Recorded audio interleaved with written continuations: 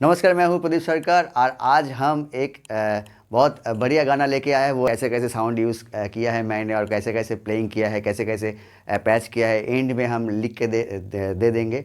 और आप अगर सब्सक्राइब नहीं किया हो तो प्लीज़ सब्सक्राइब कर देना, क्योंकि ऐसे बहुत सारे आप लोग हैं जैसे कि आप लोग वीडियो देखते हैं लेकिन सब्सक्राइब किया नहीं हो, तो प्लीज़ सब्सक्राइब कर देना। ओके।